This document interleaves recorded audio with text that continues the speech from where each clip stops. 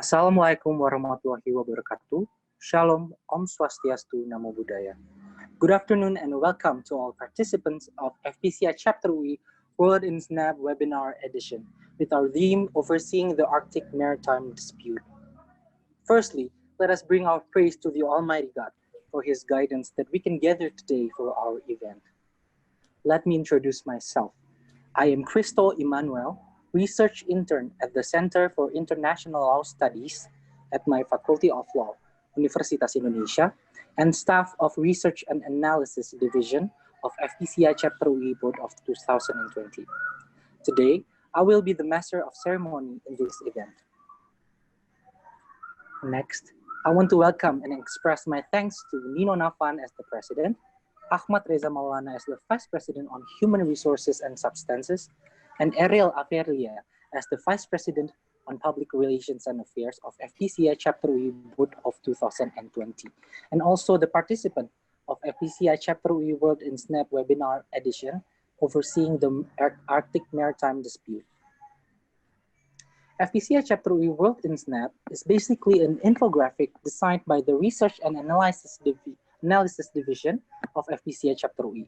This infographic contains a brief summary on the recent foreign policy and international relation issues. On the year of 2020, FPCI Chapter UI has written in total 14 wins edition, which are posted on our social medias, Instagram at FPCI UI. These wins cover various topics, for example, Yemeni civil war, SpaceX, aviation industry crisis, Turkey migrant crisis, and many more. On September 2020, due to the high interest of foreign policy from students in universities across Indonesia, especially at Universitas Indonesia, FPCI Chapter UI would like to create the first World in SNAP webinar edition, which is an open for public webinar with over 100 participants from students, academicians, researchers, and others who are interested on foreign policy.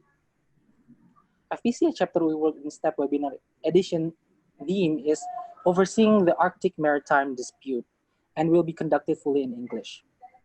As a reminder, please rename your Zoom account with the name-institution format. This event will also nominate the Best Participant Award at the end of the session, so please don't hesitate to be active in the discussion. Okay, before we continue to our event, please let me announce our event rundown. First, opening by the MC, and then will be continued by the remarks by the Board of Executives. After that, we will have remarks by the Undersecretary General of Event of the International Conference of FPCI Chapter UI MUN. Next, we will have profile introduction of the moderator, Mr. Gulardi Nur Bintoro, Bachelor of Law, Master of Law, Juridical Science Doctor, by the Master of Ceremony. And then we will have the profile introduction of the speakers by the moderator. After that, we will have presentation of the topics by Professor Dr. Robert C. Beckman. It will also be continued by the presentation of the topics by the Arctic Institute, which will be represented by Dr. Andreas Respotnik, Master of Art, Master of Law, Philosophical Doctor, and Pavel Devyatkin, Bachelor of Science, Master of Science. After the presentation from the Arctic Institute, we will have a presentation also of the topic by Mr. Imade Andi Arsana, Philosophical Doctor. After all of the presentation, we will have Q&A session or question and answer session, which will be very fun and interactive. And then after that, we will have concluding remarks by the moderator, which will be continued by photo session and best participant announcement. After that, we will have closing by the Master of Ceremony. So without further ado, next, please welcome Ahmad Reza Maulana, the Vice President of Human Resources and Substances of FPCI Chapter UI Board of 2020 to give the opening remarks. Thank you, Master of Ceremony, Cristo Emmanuel. Good afternoon, honorable speakers, ladies and gentlemen, and all the participants here who have joined this meeting. First of all, allow me to introduce myself. My name is Ahmad Reza Maulana. I'm the current Vice President for Human Resource and Substance of FPCI Chapter UI. It is my pleasure to welcome you to FPCI Chapter UI World in a SNAP webinar edition. overseeing the Arctic maritime dispute. A bit of a background, FPCI Chapter UI, or Foreign Policy Community of Indonesia, Chapter Universitas Indonesia, is one of the student branch which are supervised by Pak Dino Patijalal, who's previously who was previously the former ambassador of Indonesia to United States of America, as well as the former Vice Ministry of Foreign Affairs.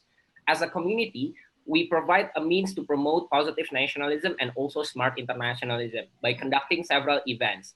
This is one of the events which we conduct, and we are going to conduct another event next month, which will talk about the South China Sea as well as US politics. So after this event, we hope that there will be some more event in the World in a Snap edition, which will talk about basically everything around the world, and with participants from all over Indonesia, students, academicians, and also researchers. I also noticed that in this webinar right now, we have several participants from all across the world, including University of Birmingham, Monash University, Tokyo University, and I think I saw someone from the US Navy as well. So welcome to all of you. So a bit of an urgency on why we choose this topic. We choose these topics because Indonesia's position as an archipelagic country is very prominent and very strategic. Recently, we have a dispute in South China Sea. On the past few years, we also have dispute concerning island in Sipadan and Ligitan. We have also some issue to reform our national coast guard, which is known as Badan Keamanan Laut, Bakamla. So we believe that this issue, even though it is far away in Arctic region, but we can have something to learn as an Indonesia, as one of the biggest archipelagic and maritime countries. So last but not least, I would like to say it is a great honor to welcome Professor Dr. Robert Beckman, Mr. Andreas Raspotnik, Mr. Pavel Devyatkin, Mr. Made Andi, and also our moderator, Mr. Gulardi Nurbintoro, to come and sit with us in this discussion. And I hope all of the participants gain enough knowledge upon maritime law, because it is very interesting to learn about maritime law and maritime security here. Last but not least, I, Ahmad Reza Maulana, on behalf of FPCI Chapter UI, welcome you once again and hope that you gain insights and enjoy this webinar. Thank you for your attention. Foreign Policy Community of Indonesia, Chapter Universitas Indonesia, Innovate Beyond Limits. Thank you. Thank you, Reza. And I also, I'm very, okay, let's continue our event to our second remarks. Thank you, Reza, for the remarks. And second remarks, please welcome Under Secretary General of Event of the International Conference of FPCI Chapter UI MUN, Elaine Shermandi.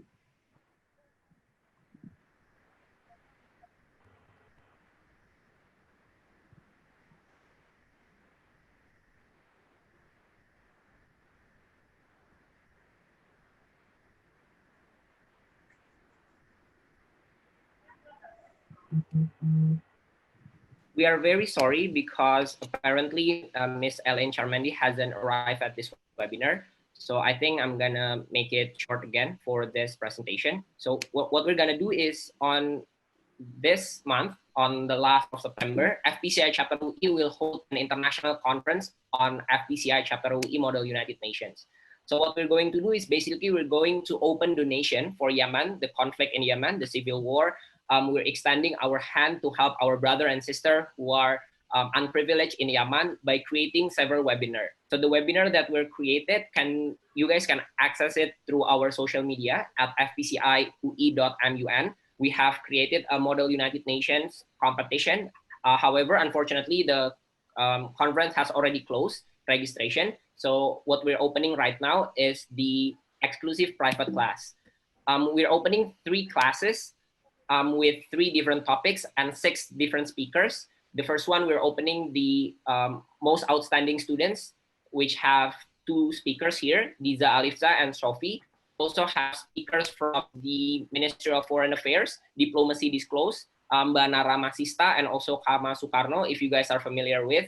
And the last one, we have Life After Varsity 3.0, which will basically talks about comparative perspective on how you guys can learn from the alumni of several prominent university, including the London School of Economics and also the Harvard Kennedy schools. So I hope the participants here can extend their hands on helping our brother and sister in Yemen by joining this event, because all of the profit gained from this event will be donated to Yemen for the donations. And you guys can access our registration link from the Instagram at fpciui.mun. So that is all from the FPCI Chapter UI MUN. Thank you for your attention. Okay, thank you, Reza, for the explanation of the FPCI WMUN. Next, I'm going to introduce to all of you our moderator for today. Our discussion today will be moderated by Mr. Gulardi Nurbintoro, Bachelor of Law, Master of Law, Juridical Science Doctor. His education, okay. He earned his Juridical Science Doctor from University of Virginia as well as his Master of Law degree. He earned his Bachelor of Law from Universitas Indonesia.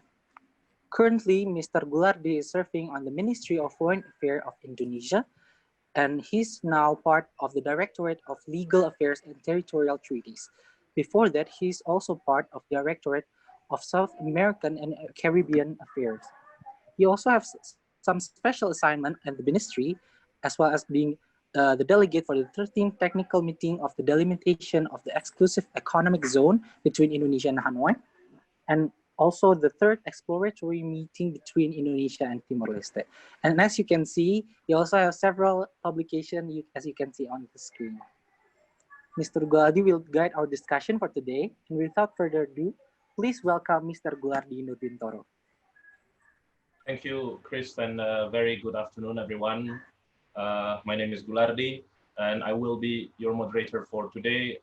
First of all, I would like to express my highest appreciation to the FPCI Chapter Universitas Indonesia for inviting me as the moderator today, as well as for convening this very important topic, as we are in Indonesia and as well in the region may not be that familiar with the issue of the Arctic, and therefore I think this issue that we are discussing this afternoon may broaden our knowledge with respect to what happens in the other part of the world, so to say. And we are grateful that for today we have four distinguished speakers who will be sharing their expertise and knowledge with us on this topic. And I would like to introduce our first speaker is an authority in international law, particularly the law of the sea, Professor Robert Beckman, who has recently been nominated as an arbitrator under Annex 7 of the UNCLOS by the Ministry of Foreign Affairs of Vietnam.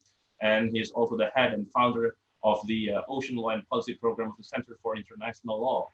And he received his LLM from Harvard Law School, and he is also the emeritus professor in the National University of Singapore.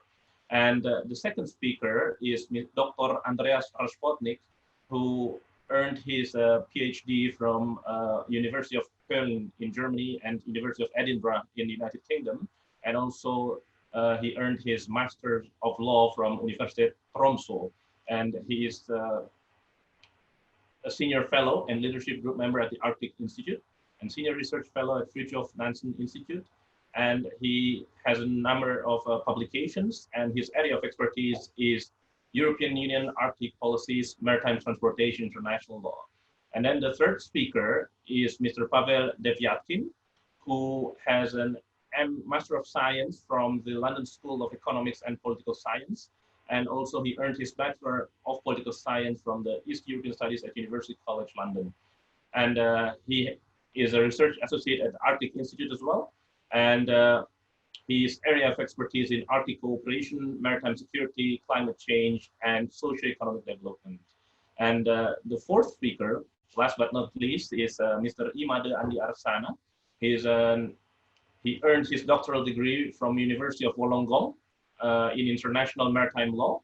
And he's an expert staff, Task Force 100, at the Ministry of Maritime and Fishery Affairs of Indonesia.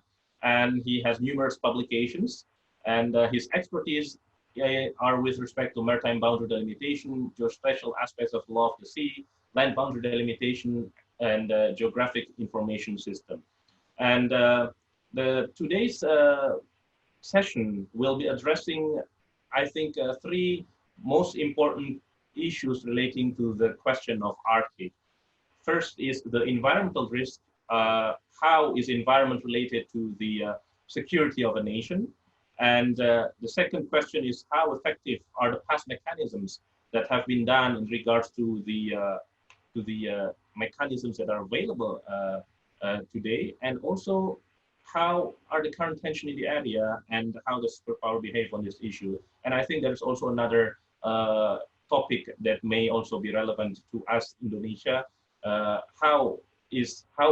can Indonesia learn from the dispute in the Arctic region? And without further ado, I would like to invite Professor Robert Beckman to deliver his presentation. Please, Professor.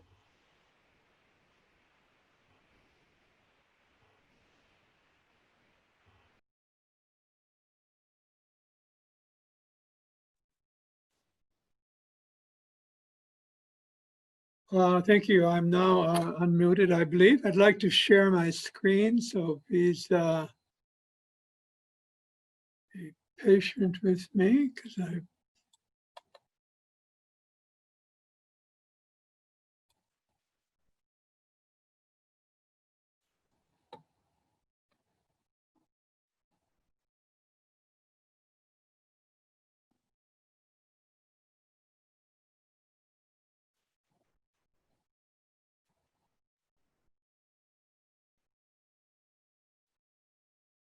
sorry, I'm having some difficulty getting.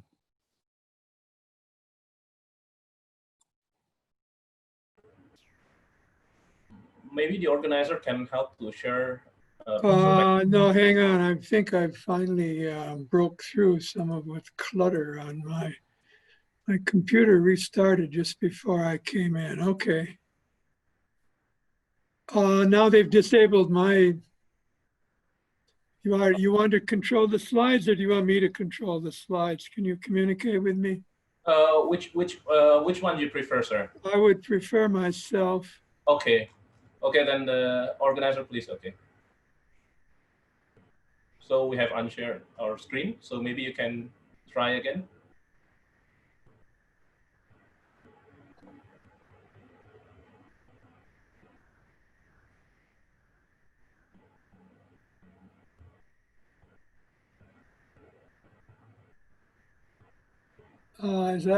Can you see my slides? No, not yet.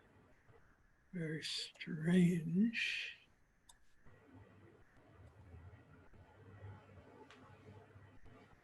Okay, I just keep getting a signal that says you have disabled, host has disabled participant screen sharing. I think, can the organizers help on this? Now Mr. Beckman is already a co-host, so you can share your screen now, Professor.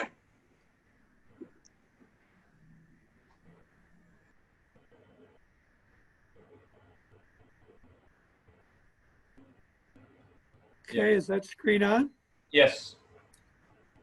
And are you seeing, what are you seeing? Full screen or? Yeah, I'm seeing, yes. Okay, that's where Yes. we are finally. I'm sorry for the delay. Okay, thank you for inviting me. I'm always very happy to come to Indonesia, even though recently it's only been via Zoom. I'll be speaking today on the governance of international shipping in the Arctic. I've organized my presentation in three subject headings. One, talking about the Arctic and the 1982 UN Convention on the Law of the Sea. Part two, I'll talk about UNCLOS, the International Maritime Organization, and Arctic shipping. And three, focusing on the Polar Code, which regulates international shipping in the Arctic. It's obviously an overview. I can't go into details on any of the areas. First, part one, the Arctic in 1982 UNCLOS. I know from teaching in Singapore that people in the tropics don't know a lot about the Arctic or the Antarctic. So let me start with some comparisons. The Antarctic is in the South Pole. That's not what we're talking about today, but perhaps you should understand the limits. It's a landmass covered by ice. There's no indigenous population in the Antarctic. There's a lot of penguins and other animals and lots of fish. It's governed by the 1959 Antarctic Treaty, in which those states that had claimed sovereignty over the Antarctic froze their claims and are regulating it and administering it under that treaty. Now, the Arctic, which is the focus today, is in the North Pole. And it's the ocean that's mostly ice most of the year. But keep that in mind. It's not land, it's an ocean.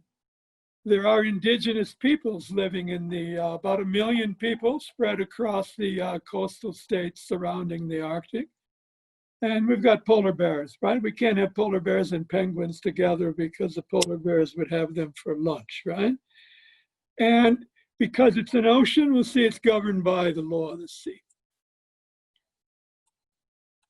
Here we have the Arctic, and again, most of you, when you look at a map of the world or at a globe, you're looking at it horizontally, you're not looking at it from the top. And I used to ask my students, all right, how do you find Singapore here? And they all look at me blankly. Okay, now I'm going to show you the Arctic from different perspectives. Here we have on the left, Russia, which you see is roughly 45% bordering the Arctic Ocean. To the south, you have the Alaska and Canada, and Canada going over to the east, the pink areas. Then Greenland, which belongs to Denmark, and then the Iceland up here, and then the Scandinavian countries. It's narrow Norway that actually borders the Arctic for the most part. So that's the Arctic region. And there are indigenous peoples in all of those areas. It's another look at the Arctic with the Russian Federation on the east side, shall we say, with the European countries to the south. You send Greenland, then you see Canada. Notice these are all islands off the coast of Canada. It's not an archipelagic state, but if you allow independence, they might be able to claim, follow Indonesia as an archipelago up here. And then you have Alaska, and you have the Bering Strait here between Russia and the United States. So that's a way to look at where we are going here. Now, climate change and the race to the North Pole. I noticed you called it a maritime dispute. I was going to write the organizers and ask them what dispute they were referring to. Because in the early 2000s, we talked about a dispute in the North Pole. Because as climate change began to have a more serious effect on the northern climates, there was potential for increased economic activity, increase in fishing, increase in shipping, increase in oil and gas production in the Arctic Ocean. And then the Russians planted a flag on the North Pole, and the newspapers began to create all kinds of hysteria about a race to the North Pole and a dispute in the Arctic. NGOs then called for the new legal regime to govern the Arctic, in particular to protect the marine environment. And then the 5 Arctic countries that I've mentioned that border the Arctic Ocean met in Iceland and at a political level to discuss the impact of the Arctic Ocean, impact of climate change, what to do about protecting the environment, safety of shipping, and so on. And they came up with a very important declaration. They basically say, we already have a rules-based legal order governing the oceans, and it's called the 1982 Convention on the Law of the Sea. And the Arctic Ocean is an ocean, and therefore we have a legal regime already. We don't need a new one. It happens to be ice-covered most of the year in some areas, but it has provisions on protecting the environment. It has a couple of provisions on ice-covered areas. Its principles on navigation, scientific research, access to resources, etc. So it provides the legal framework. And therefore, the 5 coastal states said, we don't need another special legal regime to govern the Arctic. Now, 1980 UNCLOS, for those who have not studied law of the sea yet, provides for maritime zones to be measured from land territory. You start with a 12-mile territorial sea. The coastal state can then claim a 200-mile economic zone, then can claim an extended shelf beyond that 200 economic zone, and they are blessed with a broad shelf. The area beyond that of the seabed is called the area, and the high seas begin at the 200-mile limit. Also has provisions on safety and navigation, ship source pollution that would apply to most of the international shipping going through the Arctic, as well as the UN, the provisions in Part 12 on the marine environment, and the provisions on dispute settlement in Part 15 would be applicable if disputes arise as to how the Law of the Sea Convention applies to the Arctic. Now, again, there's the maritime zones, a quick summary. All of your maritime zones, whether you're starting in Greenland or in the Russian Federation or Alaska, you begin at your low water line. Andy might tell you later how you determine a low water line when everything's covered with ice. I'm not sure, I'm a simple lawyer. But once you determine your low water line, you measure a territorial sea of 12 miles, then you can go out 200, where you have the sovereign right to the natural resources, both in the water column and of the seabed and subsoil. That's minerals and hydrocarbons primarily.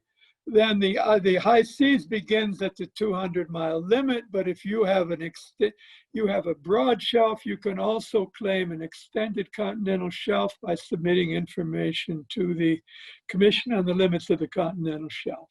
Once you go beyond everyone's extended continental shelf claim, you get a deep seabed area called the area, and that is governed by the International Seabed Authority. And this regime applies to the Arctic. This was an early map put out by Durham University International Boundaries Research Unit. Now here, everybody seems to put,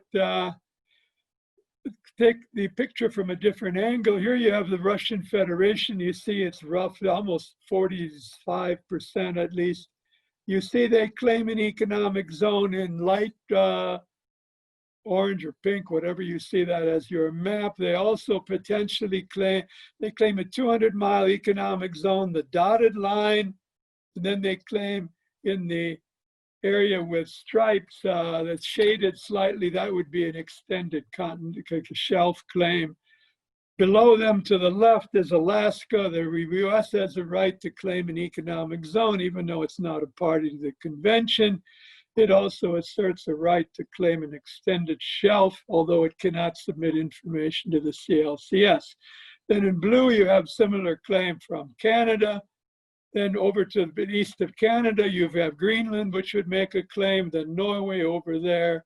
What this shows, at least according to Durham at this point, the Durham geologists, that the only areas of the area beyond extended continental shelf claims would be the two white areas. I'm not sure how they got the one over where the words Arctic Ocean are, but most of the Arctic in terms of resources, therefore, falls within the economic zone or the extended continental shelf of the bordering states.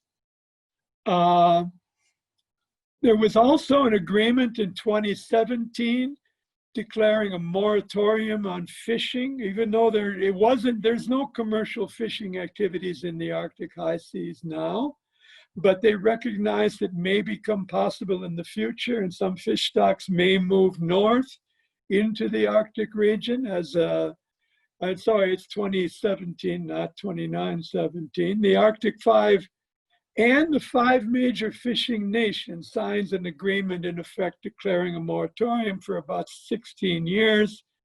And the other states that joined that were Iceland, European Union, China, Japan, and South Korea. So your 3 East Asian states with the most interest in the Arctic in terms of minerals, transportation, and fishing also have joined the moratorium on fishing. The high seas fishing ban is that area that it is circled in the map that you see. So high seas fishing is not an issue at this stage. Protecting IUU fishing, a major issue with Indonesia, is not a concern in the Arctic at this stage. Now I'm going to move a little bit to the Law of the Sea Convention, the International Maritime Organization, and Arctic shipping.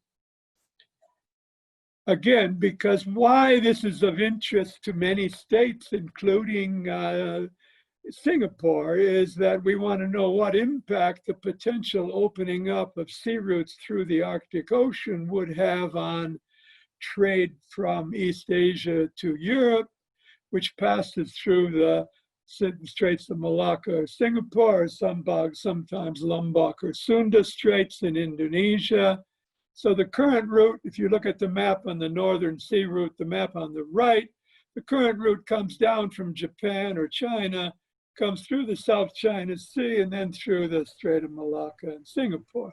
It then comes across the Indian Ocean and then up through the Suez Canal up to Europe. Now, if the northern sea route across the northern coast opens up, it'll cut the journey by at least a third. Similarly, with respect to moving from Rotterdam to the west coast of the United States, it now goes across the Atlantic Ocean through the Panama Canal and up. If the route through the Northwest Passage on the coast of Canada open up, it would also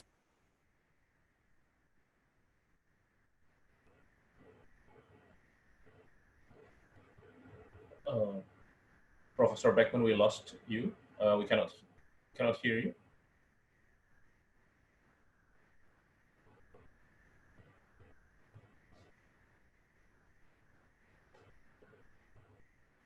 Professor Beckman, we cannot hear you.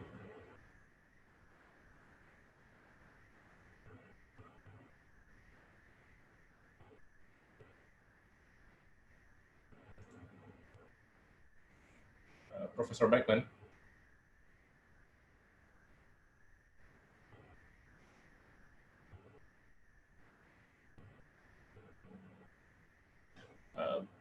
Professor Beckman.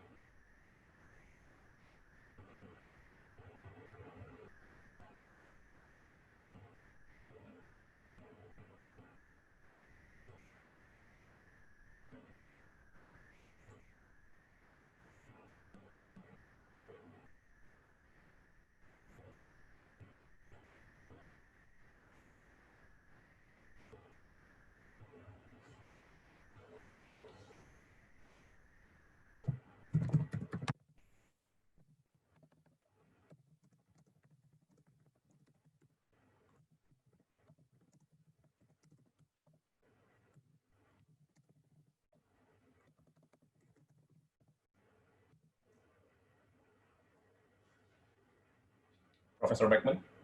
Professor Beckman, we're very sorry we cannot hear your voice.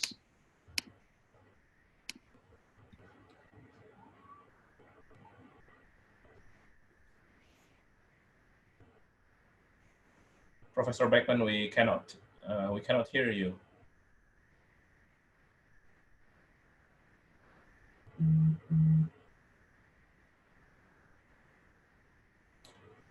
Okay, I think that since we have trouble with Professor Beckman's sound,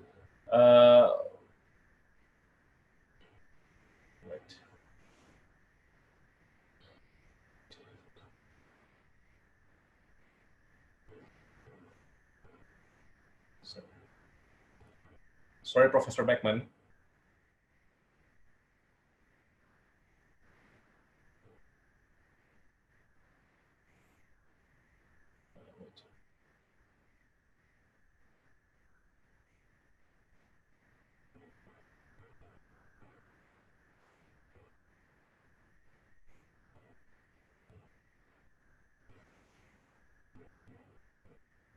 So is the sound trouble only with Professor Beckman's, or can you hear my voice? Can other participants hear my voice? Okay, so I think we may want to go to the second presentation because we have a trouble with Professor Beckman's sound. So I would like to invite Dr. Rashpotnik and Mr. Devyatkin, who will be sharing with us on the issues concerning the Russian strategic position in the region. And I would like to invite Dr. Rashpotnik to the floor, please. Good morning, everyone, or at least good afternoon. Can everybody hear me? Yes, we can hear you. Excellent, excellent. Yeah, thanks a lot for setting up this great conference and inviting us, Pavel and me, to present you our thoughts on the Arctic. As nicely introduced, we are both part of the Arctic Institute, which is a small network, think tank, whatever you want to call it, done by young people, set up, established by young people, and we aim to be a think tank for young people.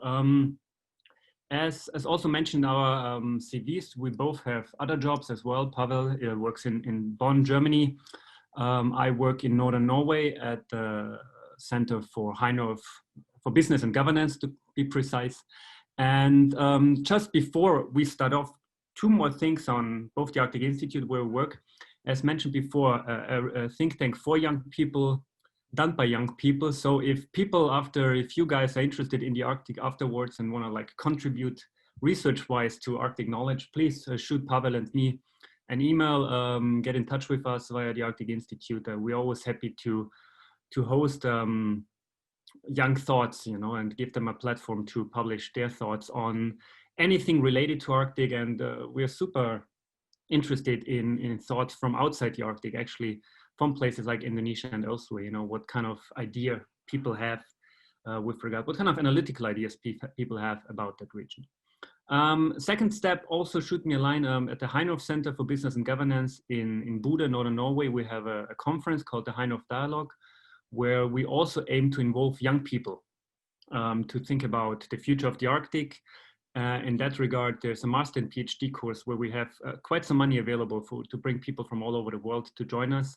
Again, interested in that for young students, check out the highnorthdialogue.no or write me and Pavel, and we're happy to put you guys in touch with the responsible people. So just that give you an idea of who we are, where we are. We are both actually currently not in the Arctic, but I'm in Austria, Central Europe, and Pavel is a bit north of me in Germany. What we'll do next in the 25 minutes, I'll start off this presentation and give you some ideas of what we believe is the so-called geopolitics of the Arctic and what the politics of the Arctic is all about. Professor Berkman already mentioned a few things, legal situation, the economics, etc. But we want to give you more of an idea about politics, geopolitics, and Pavel will go more, we'll go into detail when it comes to the biggest Arctic actor, Russia. So I'm not in charge of my slides. Maybe we can jump to the next slide. Excellent. So as you have already seen with Professor Berkman's presentation, dealing with the Arctic, dealing with Arctic issues generally means dealing with plenty of maps about the region. So we also wanted to start our presentation with a map, and it will be followed by many, many more maps. So please, yeah, check out the screens. So what do we actually see here?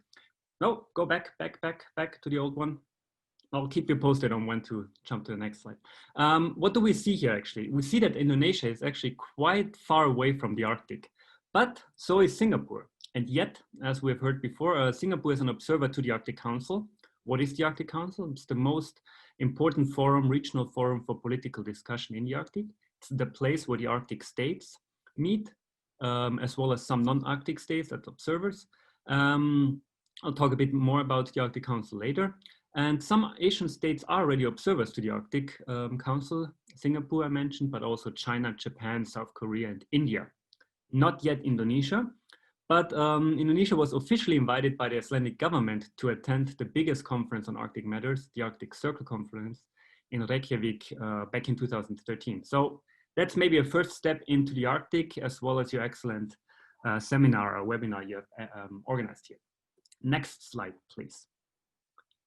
So what is the Arctic? Actually, Professor Berkman took some of my excellent points and Pavel's points we made for this presentation.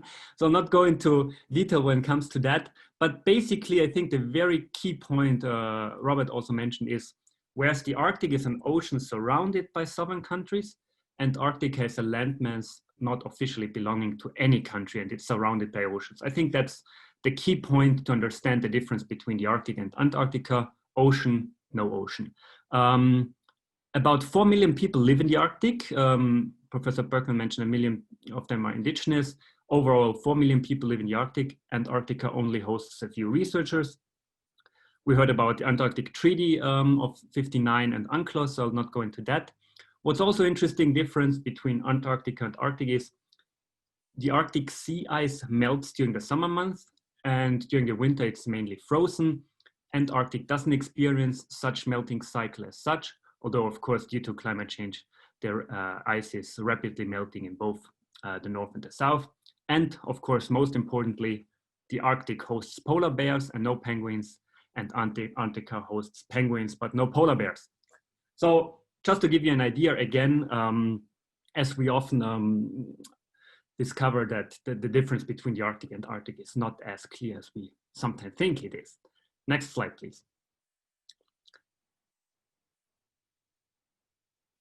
So what have we seen when it comes to politics, international relations on the Arctic over the last 10, 15 years? Again, Professor Berkman already mentioned what has happened in the early 2000s. Generally, it has to be stated that a northern feeling, some kind of Arctic feeling, either in politics, research on international relations on the Arctic, but essentially also within media, comes and goes in waves. So every other year you hear about the emerging Arctic, the new Arctic, the geopolitical Arctic, a new Cold War in the Arctic, a scramble for resources, etc., etc. But an often pronounced new north where something big, unforeseen is happening is nothing new per se. These stories come and go. Just to give you an idea is that you hear about Arctic geopolitics today, then it's a bit silent for a few years, it comes and goes. But nevertheless, the early 2000s, they triggered a global interest in the Arctic, a new global interest. It also triggered my interest. I was a student back then in 2007, where this cartoon is, when this cartoon was made. And it kind of highlights, it kind of shows in a funny way, the currently, or today's infamous planting of a Russian flag planted 4,000 meters beneath the North Pole at the bottom of the Arctic Ocean, and all related stories that came with that flag planting. You know, next slide, please. You see a picture of the flag planting here. Afterwards, 2007, we had all related stories of a new Cold War, the scramble for resources, etc., etc. Personally, with other researchers, I tend to often play media when it comes to these new hypes in the Arctic and these reoccurring hypes in the Arctic. What we observe here is often a very simple argumentation, a very simple logic to describe Arctic international relations or the Arctic status quo as such, done by media, but also by some researchers and sadly also by some politicians, to admit though mostly by Arctic outsiders. And the argumentation is quite simple. As the Arctic is melting or the ice is melting, more states are interested in the region and its resources, and that's why the Arctic becomes more prone for conflict. Similar, we also often hear that due to climate change and global warming, which has the biggest and the most severe impact globally in the Arctic, an interest in the Arctic status quo is a necessity by states outside the Arctic. And all this growing interest in the Arctic, next slides maybe, they trigger the thoughts of what we see here, the Arctic meltdown and the new scramble for resources in the Arctic, and a new Cold War. I found this next picture, next slide please, very funny and very interesting, but also very sad. So it's all about, you know, the global powers are discovering the Arctic as a new sphere of conflict. So climate change, as I mentioned, is often depicted as the driver for emerging geopolitics in and over the Arctic. In that regard, simplicity is very key, not only within media and politicians. Climate change eventually leads to conflict. And this we have seen since the early 2000s. And our idea is to to trigger you guys to think a bit, to look behind the deadlines and to consider that all this is a rather complex picture and not that easy. Next slide, please. Excellent, thank you very much. So what do we actually mean by Arctic geopolitics or the politics of the Arctic, or what drive these narratives? We often hear about the resource hype, especially with regard to oil and gas and all the resources with regard to hydrocarbons up in the north and how they could be an essential driver in energy security for Europe, other states, Asian mainly. Professor Berkman already showed maritime transportation routes and how these routes up north could be shorter routes between Europe and Asia, or mainly Europe and Asia and vice versa. Recently, we have heard stories about US President Donald Trump wanting to buy Greenland or kind of exchange it with Puerto Rico. China's Arctic interest in general is always a driver for more discussions about the future of the Arctic as a potential place of dispute. The same goes with any military build-ups done by the Russian Federation. Pavel will go a bit more into detail when it comes to Russia. And this occurring story, repeating stories of us versus them, and now we have a new sphere where these conflicts could happen. But often we also have a very romanticized pictures of the Arctic and the perpetual ice as a place for us humans, as a place to conquer and something, oh, that's unknown. What's happening up there? We don't know about these situations. Let's look into that. And simple narratives always help to kind of falsely explain things that are actually more complex. So as you can imagine, it's not all that simple. Next slide, please. I promised you more maps, and the left one you've already seen. When you talk about the Arctic, it's very important to realize that we don't only talk about one Arctic, but we talk about many different regional Arctics. And accordingly, it's also important to analyze Arctic matters on different levels. And it depends on if we look at the Arctic via an international relation lens. So if we look at the Arctic from a global perspective, you have Arctic states, non-Arctic states, etc. But you can also look at the Arctic and Arctic analysis and Arctic politics via an intra-regional lens, so via an Arctic lens, where you only look at the regional cooperation between the Arctic states, or even below, even with a bilateral lens. So if you look at bilateral relationships in the Arctic between, for example, Norway and Russia, or Norway and the US, etc., etc. One practical example in that regard is also from a climate and temperature perspective. It matters if you live, remember people live in the Arctic, if you live in northern Norway or in Arctic Canada. Check out these two maps on how much of Canada and even Russia and Alaska is not Arctic if you take the Arctic Circle as a related point of delimitation. And yet, I think most of you would consider these places Arctic, or at least northern. But life is quite different between northern Norway, where I currently live, in Bodø or in Tromsø, even further up north, and in non-Arctic cities in Canada, for example, like Whitehorse. And these nuances, although very practical, they matter if you also think about Arctic politics, Arctic cooperation, potential conflict between Arctic states or between Arctic states and non-Arctic states, and etc. So I think it's very important for students, for people that discover the Arctic, to also look beyond the simple headlines of Arctic resource hype or Arctic conflict and look a bit more at the nuances and these different levels of analysis. With regard to the Arctic states, Professor Berkman mentioned already, all these states have different identities. They have different ideas about the region. They also have different interests in the region. Maybe we can debate about that later. But for example, if you think about the US, despite Alaska being in the Arctic, you know, the US, most of people in the US wouldn't consider them Arctic. So there's a difference in the Arcticness of Norway, for example, and the US and Russia, of course, and others. Next slide.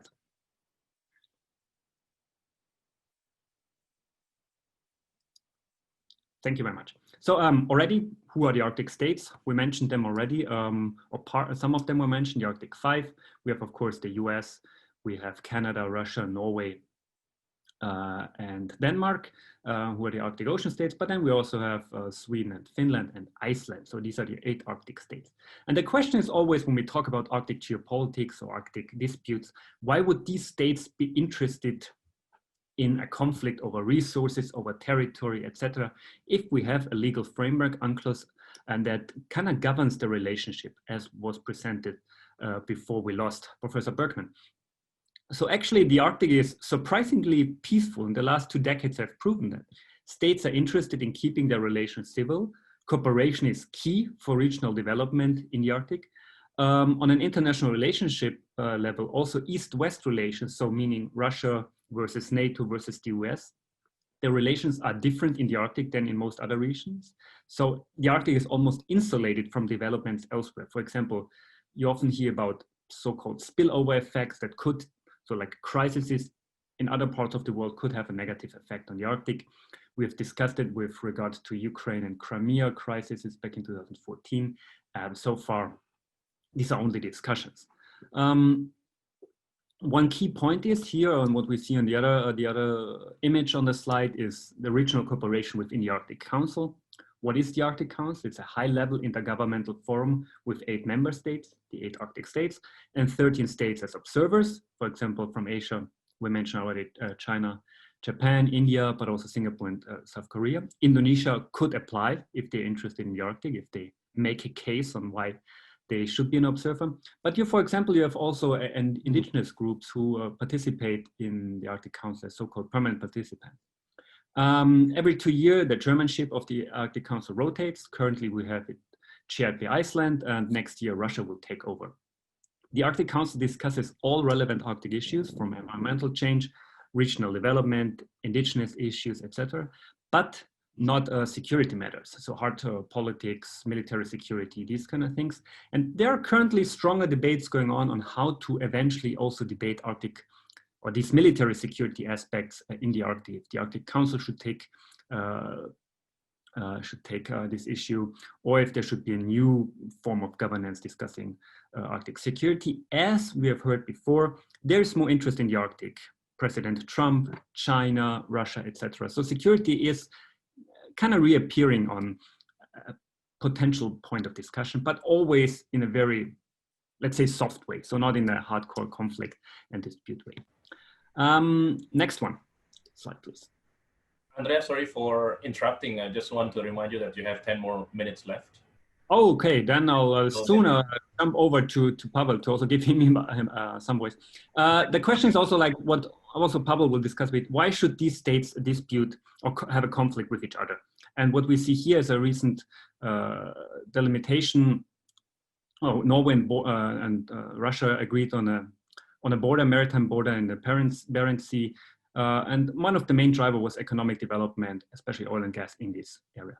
So just to sum up the geopolitics of the Arctic, sorry to take it too long, have a look behind the complex headlines. It's not all a conflict, what might be headlined as a conflict or as a dispute. It's either an Arctic.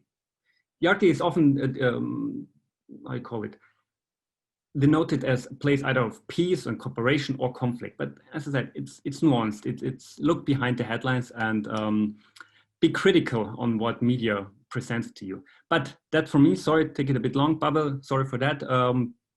He'll talk more about Russia. You have to jump over 1 or 2 slides.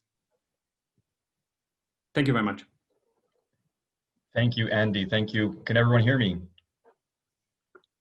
Yes, we can hear you clearly. Great. So thank you very much for the invitation, and thank you to everyone joining us today. I'll be discussing Russia's interests and activities in the Arctic. I'll start with this pretty cool map showing the Great Northern Expedition of Peter the Great. Russia has been an Arctic country for centuries. Geographically speaking, Russia's northern shores encompass half of the Arctic coastline, 45% or so. And these Great Northern Expeditions under Peter the Great in the 18th century led to the expansion of the Russian Empire, the European discovery of Alaska. You could see the depiction of Alaska is incomplete there on the map, and a detailed map of the Russian northern coast. It was during this time, during the Russian Empire, when the fur trade, natural resources, and precious metals were the main industries in the economy. And under the leadership of Joseph Stalin, the far north was industrialized, and it was the setting for the infamous Gulag labor camps. Next slide, please. And from a strategic perspective, the Arctic is a sensitive place for Russia. As you can see, like the whole northern coastline is the Arctic. In the 20th century, the Arctic was the setting for 2 invasions of Russia by Western troops. British, American, and French troops intervened in the Russian Civil War by occupying Murmansk and Arkhangelsk, and Nazi Germany invaded the Soviet Arctic as part of Operation Silver Fox. The Nazi invasion was an attempt to stop the Allied Arctic convoys, which you can see pictures of here, and there's a propaganda poster to support the Red Army with the war effort. Thousands of American, British, and Canadian sailors braved the harsh Arctic conditions to transport supplies to the Soviet Union during World War II. In 1987, the last leader of the Soviet Union, Mikhail Gorbachev, gave his famous speech in Murmansk where he called for the Arctic to become a zone of peace. He envisioned an Arctic free of nuclear weapons, with restraints on naval activity, the peaceful use of natural resources, and international cooperation on environmental protection. The Arctic was already being militarized during the Cold War, and one of the reasons for this was because it was where there was the shortest distance between the superpowers in the north. After the dissolution of the Soviet Union, Russia was basically absent from the Arctic until the 2000s, mostly because the Russian armed forces faced many problems in the 90s. One example is the Chechen campaign under Yeltsin. It wasn't until 2007 when there was the famous North Pole expedition, and that's when also Russia resumed strategic bomber and Northern Fleet patrols in its Arctic territories. Next slide, please. So Russia's official Arctic objectives have been laid out mainly in the 2008 Arctic policy document and across other official documents like the energy strategy and the foreign policy concept. And this year, there's a new Arctic strategy document which was approved by President Putin for the period until 2035. In the new document, we learned that Russia will prioritize sustainable development, especially social and demographic issues, such as issues faced by indigenous people and the outflow of Arctic residents to major cities like Moscow and St. Petersburg to work and study, and they often don't return. So Russia's aims can be summarized in 3 main objectives. First, Russia aims to demonstrate sovereignty over the Arctic zone of the Russian Federation, and this includes the exclusive economic zone and the continental shelf. The Arctic is and has been regarded as a strategic resource base for Russia's economic future. In practice, exercising sovereignty means securing the Arctic territories. Second, Russia aims to revive and protect economic development in the Russian Arctic. About 1% of Russia's population lives in the Arctic, but about 10% of Russia's GDP is produced there, as well as 1/5 of Russian exports, most of which of these, of course, are hydrocarbons, oil and gas. The new strategy document calls for improving Arctic residents' living standards as well, and protecting the Arctic environment and preserving the traditional lifestyles of indigenous minorities. Arctic indigenous communities face challenges with regards to public services like healthcare and housing, and are affected by oil and gas extraction projects in their homeland, where they've been living for thousands of years. Third, Russia aims to demonstrate its prestige as a great power with high-class defense capabilities.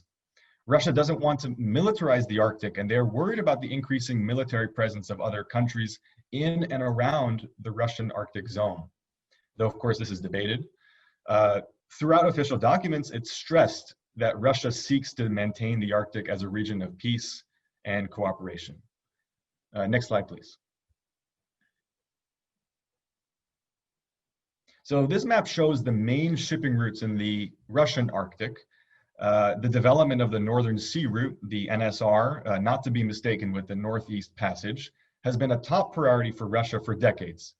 In 2018, President Putin announced the goal of increasing the freight shipped along the NSR to 80 million tons by 2024. And this mostly consists of the shipment of hydrocarbons like liquefied natural gas, LNG, to Asian markets, most of which are sourced in the Yamal and Gdansky peninsulas. Due to the COVID-19 pandemic, there has been a decline in oil and LNG prices and a decline in the amount of freight shipped along the NSR, throwing into question the viability of these shipping and extraction operations. The target indicator of 31 million tons to be shipped along the NSR was achieved at the end of 2019, but the head of the State Commission for Arctic Development, Yuri Trutnev, announced just last month that the 2024 target of 80 million tons may be lowered along with other national goals. Next slide, please. So here we're going to zoom in on the Yamal and Gdański peninsulas. You can see the Yamal LNG project. This also shows the volume of the hydrocarbons which are to be shipped along the NSR by 2024. This is also where China is interested. China is already partnering with Russia in scientific research, energy extraction, and only modestly in shipping. Chinese energy companies like the China National Petroleum and offshore oil corporations, they possess minority stakes in the Yamal and LNG projects. And in 2015, China's Silk Road Fund acquired 10% of the Yamal LNG project. Many Chinese experts regard this as the main success of China's activities in the Arctic. Next slide, please. In 2018, China published its Arctic policy document and with it confirmed the Arctic as part of its Belt and Road Initiative and declared its intention to build a polar Silk Road. But the concept of mass freight shipping from China to Europe through the Arctic, however, it's not fully developed and there's still debate whether or not it's feasible in the coming decades. This is due to the presence of sea ice, the regulations from the Russian government, and of course, geopolitical tensions. But China has been investing in digital and transport infrastructure across the Arctic to support their digital Silk Road as well.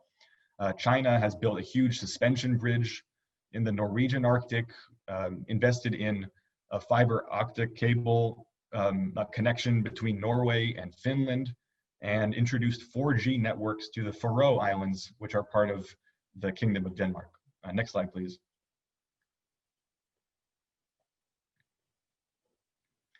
So because of this increasing economic importance and international interest, Russia has been remilitarizing the Arctic with a comprehensive land, sea, and air presence. Russian military. Sorry? You have 1 more minute left. Okay, thank you. Russian military activity in the Arctic has been controversial, especially after the Ukraine crisis, but it's important to notice that the proliferation of Russian military assets in the Arctic is based on Russia not wanting to lose its defensive capabilities in its northern backyard, especially during a time of geopolitical tensions. The Arctic is also where Russia keeps its northern fleet and sea-based nuclear deterrence.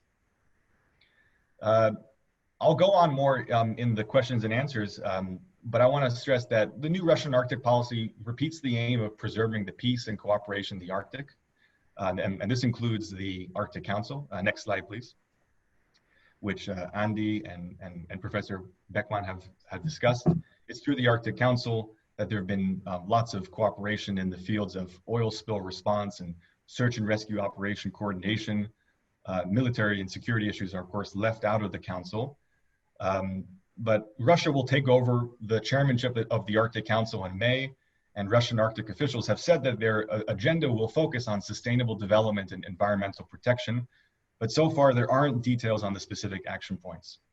So overall, this has been an overview of Russian interests and activities in the Arctic. There are many more aspects to Russian Arctic affairs, such as the consequences of climate change, the Norilsk oil disaster, thawing permafrost, and other forms of Chinese involvement, but I'll leave it there for now, and I welcome any questions on these topics in the Q&A. Thank you very much. Thank you, Andres and Pavel, for the interesting presentation.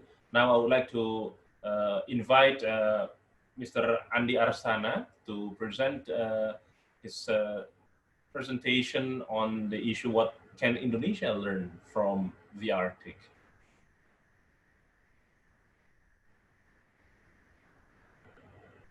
Pak Andi Arsana. You have the floor, sir. Can you hear me, please? Yes, we can hear you clearly. All right, thank you very much. It's nice to be here. Hello, Bob, and also other presenters. Thank you very much. I'd like to share my screen. All right. Okay, I hope everybody can start to see my presentation. Is it good? Brother Guladi, is it good? Okay. The title of my presentation is Crippling Jurisdiction in the Arctic. I would like to see this issue from, if I may, purely from the geospatial perspective, from the space perspective, spatial perspective, not so much about politics or whatsoever. Thank you very much. I really appreciate other presenters before. I would like to start from what happens in 2007. I think everybody, or almost everybody here, is quite familiar with this kind of news back in 2007. This news is quite controversial that Russia actually planted a flag actually in the seabed in the Arctic, and it sparked a controversy. As the other presenter said, that usually we paid so much attention more on the politics of it, not on the legal or technical aspects of it. That's first. The second, in 2013 or 14, Russia's new claim to North Pole put pressures on Canada, expert says, all of those kind of things. The other, not so technical, but quite interesting to observe is this, for example, Canada issued Santa Claus a passport, just to confirm that actually the North Pole should belong to Canada, all of this kind of thing. So this is nothing to do with the legal aspects, but once again, when we see it in the news, I think it easily sparks controversy. Now, what happens actually with this kind of issue in the North Pole? If I may show you the latest analysis from the International Boundary Research Unit in Durham University, if I can show you in a simple visualization, the North Pole usually looked like this without claim, and then suddenly it became very complicated like this, because every country over there is entitled to maritime space. Now we will get to this later on. I would like to take everybody to the basic principles of how coastal states around Arctic are entitled to maritime space over there. Let us begin by remembering Law of the Sea Convention. This is the baseline. We know that it is 12 nautical miles of territorial sea, 24 nautical miles of contiguous zone, and also exclusive economic zone. And beyond that, a country is entitled to continental shelf, which can go beyond 200 nautical miles. We also understand sovereignty and sovereign right over here. Now, let me illustrate that in a more simple illustration. If this is land, based on the Law of the Sea Convention, a coastal state is entitled to 12 nautical miles of territorial sea, and then 24 nautical miles of contiguous zone, exclusive economic zone. Interestingly, all of these zones, maritime zones, are measured based on distance, but not for this continental shelf. So all maritime zones are defined based on distance, which is 12, 34, 200, but not for the continental shelf. Now the question is, how do we define this continental shelf beyond 200 nautical miles? I'm a technical person. Please bear with me. I'll be presenting a little bit more technical visualization. But if we look at the Law of the Sea Convention, the law looks like this. So all the provisions in the law, in the Article 76 looks like this, which I'm sure, and honestly, me from as a technical person, it makes my brain explode like this. I don't really understand what happens. Now let me help you to understand this by entertaining you with the animation like this. So let's say, so basically what happens is that a coastal state is entitled to a continental shelf or seabed, which can go beyond 200 nautical miles. How it is defined? First, this is the low water line where the baseline is. Based on the Law of the Sea Convention, whatever happens, it is possible for a coastal state to have at least 200 nautical miles of continental south. That is what we can see in Article 76. However, if such coastal state would like to exercise whether or not it is entitled to more than 200, it has to go beyond, it has to do the survey, and this is the procedure. First, it has to define the foot of slope. And then beyond that, we will define the sediment over here, okay, the sediment. And the first criteria of defining the outer limits of continental shelf is by defining the line connecting the points with 1% sediment thickness. So let's say this green line over here is a line connecting points with 1% sediment thickness, which means the thickness of the sediment over there over the distance from the foot of slope. So that is the first criteria. The second criteria is 60 nautical miles from the foot of slope. So meaning that in this case, there are two possibilities now for the outer limits of continental shelf, which is the green line or the orange line. Which one do you choose? Of course, you can choose either one, or combining the two, the most advantageous option, which in this case is this one. So this will be the most advantageous possibility for this country. Now the question is that whether it is the final decision or the final option. No, you have to consider two more constraints, which is the first one would be it cannot go beyond 350 nautical miles from foot of slope. So this is the cutoff line. Or it cannot go beyond a line which is 100 from the 2,500 meter isobath. I can understand that this terminology might be a little bit complicated for our friends who are not in the technical field. But basically, these are two possible cutoff lines. So now you have the green line, which is the possible or the criteria. And now you have the red and the purple line, which means that the red and the purple line is the cutoff line, which means you will have to choose the combination of this, once again, the most advantageous possibility, which is in this case, that one. So now this is the combination of the cutoff line. It makes it look like that. So that will be the final outer limits of continental shelf that you can define, and you have to submit it to the Commission on the Limits of the Continental Shelf, which belong to the United Nations.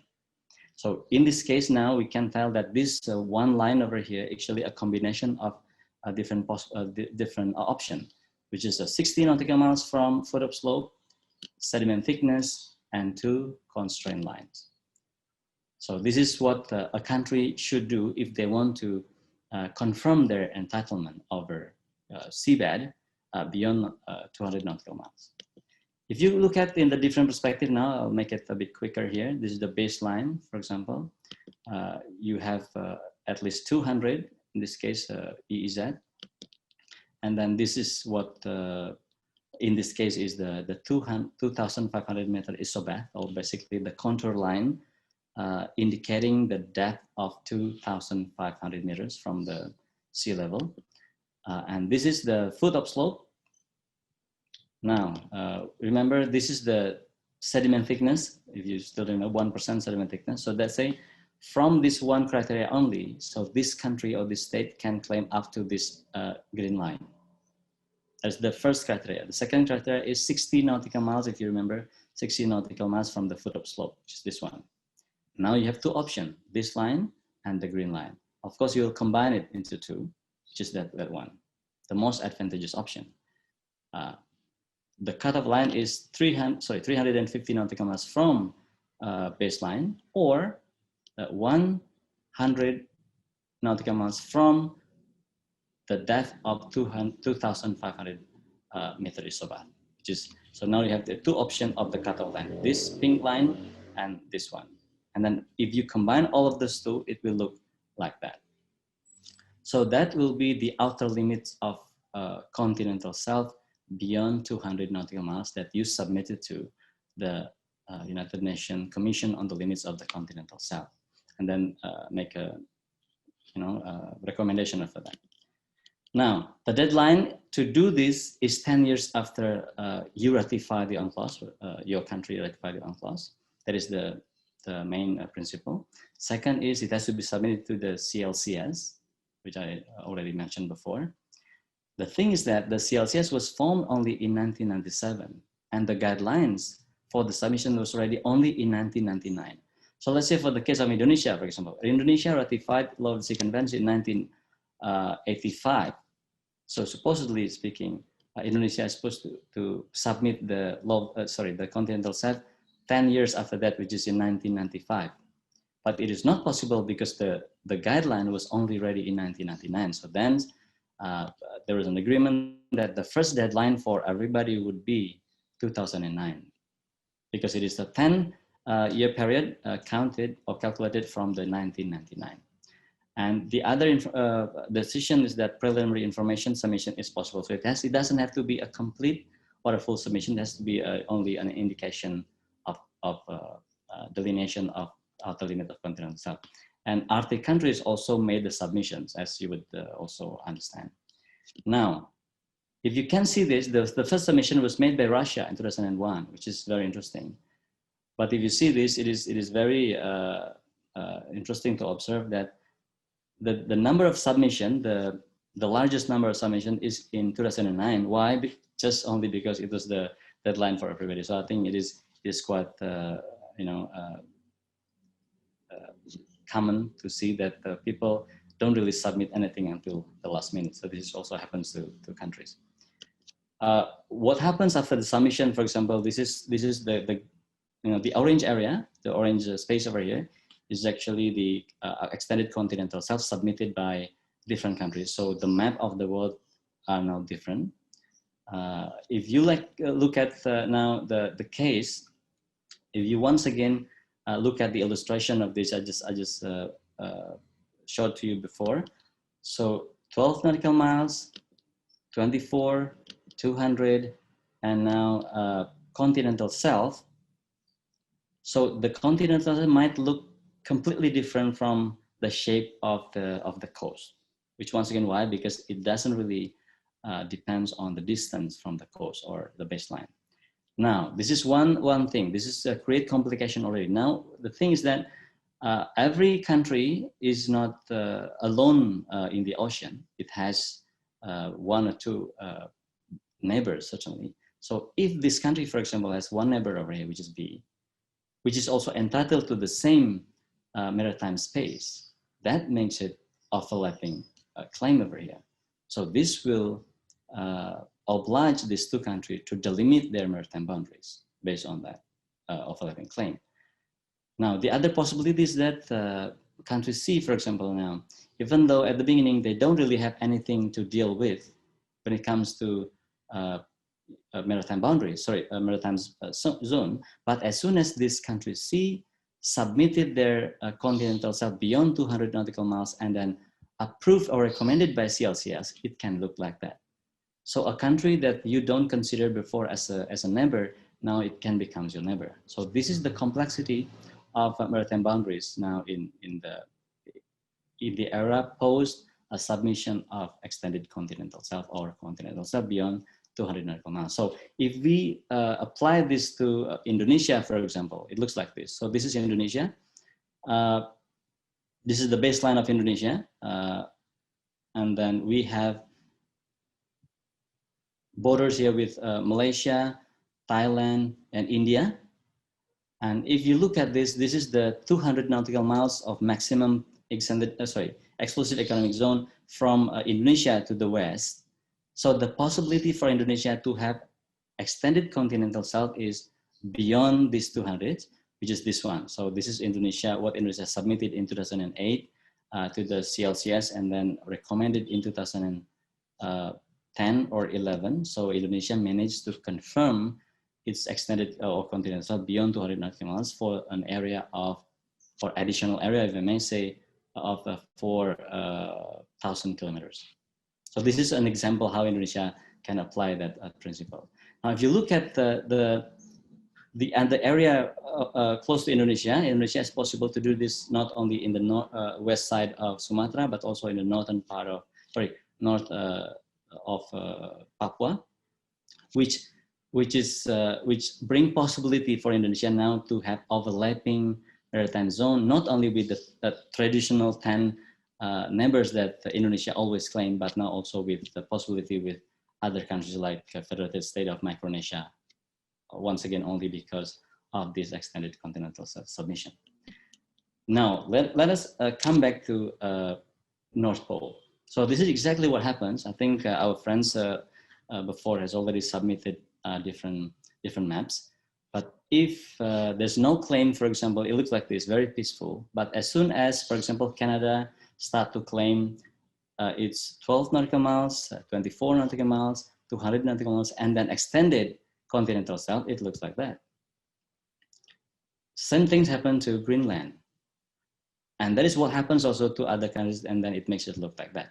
So basically what happens, what I'm trying to do here is that everybody is, in general, trying to do whatever the Law of the Sea Convention permit them to do. But then it, legally speaking, the consequence of that is the overlapping claim that they will need to settle borders among them. So I think that is, in general, what I would like to just give you illustration what happens, and I'll be happy to discuss later. So now, why do they do this? Of course, other presenters also mentioned about exploration of resources not in Indian Ocean, so it is in the Arctic. This is just to give you an illustration how they, first thing is to secure the space, but after that, it is not the end of the story. They have to really make sure, okay, now the space belongs to me, and then we have to do the exploration to ensure or to understand what lies beneath.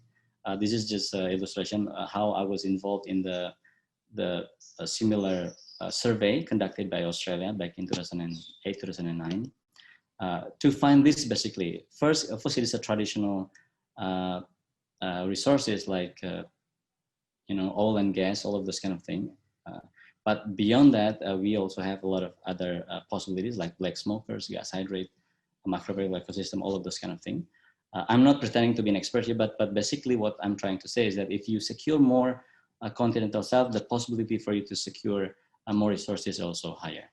All right, I think that's all. Pak Gulari, thank you very much. Let us discuss. Terima kasih, thank you. Thank you very much, Pak Andi Arsana. I've always been a big fan of your animation. And thank you to all presenters. We are now going to the question and answer session. We already have 3 questions here on the chat box. I will read them to you. First, from Sultan Rizky from Universitas Kuala in Aceh to Professor Beckman. Now that our webinar today has a theme regarding the Arctic maritime dispute, I would like to know whether there are still any territorial dispute exist among Arctic states in determining their portion of Arctic seas. That is the first question. And then we have another question from Mr. Andreas Aditya Salim for Andreas and Pavel. Has there been any discussion about iceberg harvesting at the council, and what is the development?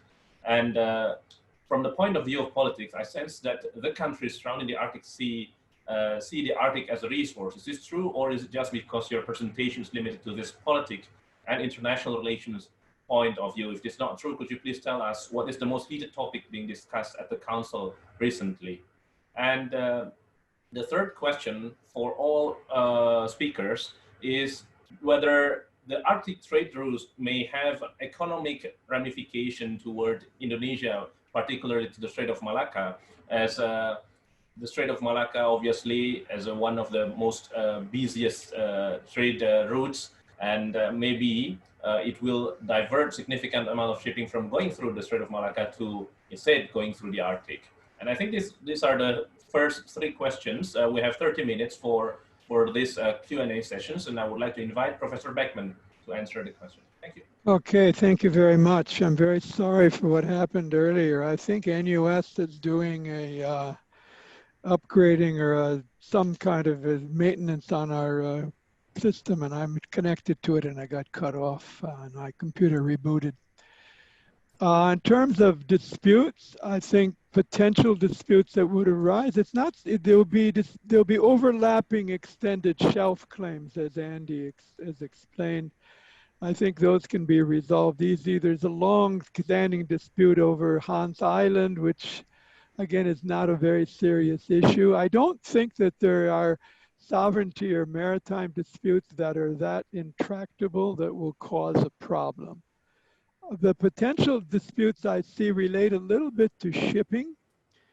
Is when the routes open up and you're moving from one economic zone to another economic zone through someone's territorial sea, there'll be a strong argument that if what used to be territorial sea innocent passage becomes a strait used for international navigation. In fact, the Americans have already had some disputes historically with both the Russian Federation and Canada as to whether certain routes through the Arctic are straits used for international navigation that can never be suspended. That is a potential issue. I think that the other issue that could arise, I think, is, again, it's partly that to what extent the territorial sovereigns want to retain control to regulate shipping versus only international regulations adopted by the IMO. And that's where the two main coastal states, the Russians and the Canadians, feel, I think, very strongly they want to continue to impose regulations more strict in the international regulations if they feel it's necessary for the environment. Your countries like Japan, China, Korea want international rules. I think the Chinese are developing nuclear-powered icebreakers. They don't want to necessarily be required to use Russian icebreakers when they're going through. These kinds of tensions are likely to arise. The other tension perhaps is that the Russian Federation wants to move their minerals and their hydrocarbons by sea to Europe or to East Asia. And they're going to want to open it up, and others are going to be more concerned, the Europeans, with protecting the environment.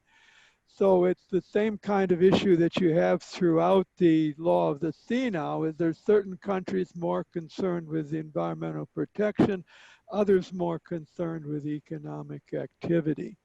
I'll just make one final point. There was another question as to how this issue affected the shipping through Southeast Asia. Singapore is obviously very interested in that.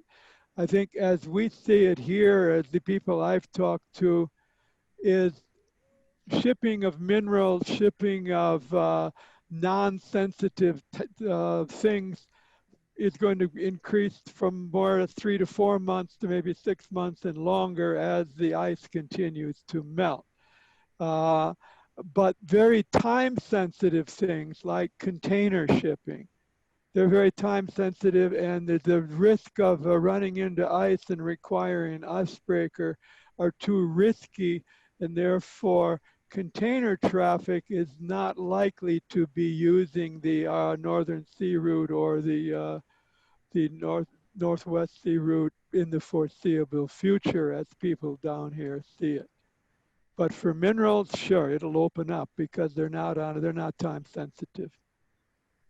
Thank you. Thank you very much. Thank you, Professor Beckman. To Andreas and Pavel, maybe you can answer immediately to the questions.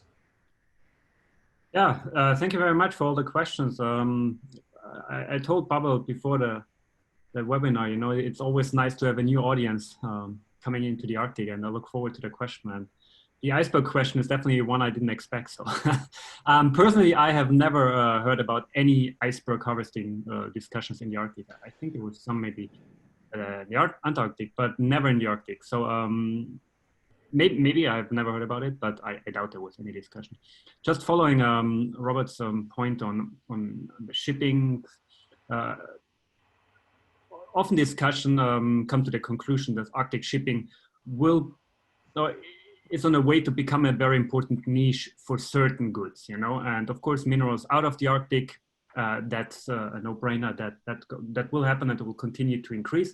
But shipping through the Arctic, a niche for certain goods, maybe for individual traffic. And again, I refer to my presentation, to my points, look behind the headlines, you know, an increase about 400% depends on where you're starting from, you know, if you discuss about topics on Arctic maritime transportation. So again, I don't, for the foreseeable future, it will remain a niche, a very important niche for certain goods, and especially for goods outside of transporting from the Arctic into the global markets, but on general maritime transportation from Asia to Europe or vice versa, if you remain in niche. There was the one question on how the Arctic states are seeing the Arctic itself. I hope Pavel will go a bit deeper into the Russian case, but in general, it can be said, like, never forget that the Arctic is not an empty space. People live up there. For example, I live in northern Norway, so there are people living there.